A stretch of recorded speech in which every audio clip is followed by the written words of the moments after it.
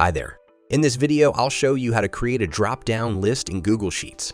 By using drop-down lists in Google Sheets, you can improve data accuracy by limiting the available options to predefined choices. When users enter data, they will be able to select an option from a drop-down menu.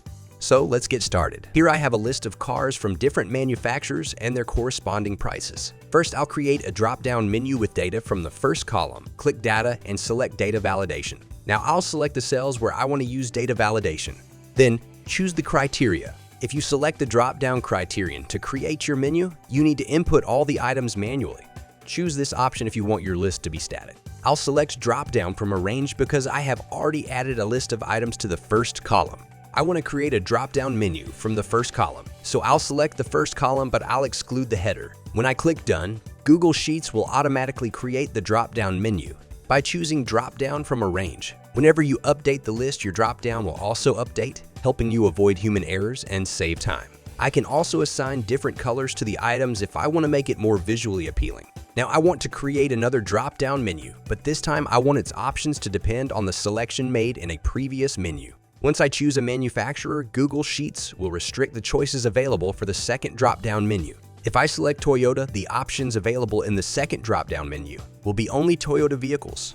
I'll use the filter function to create a formula that returns only the available options that match the first column. The range is the data to be filtered.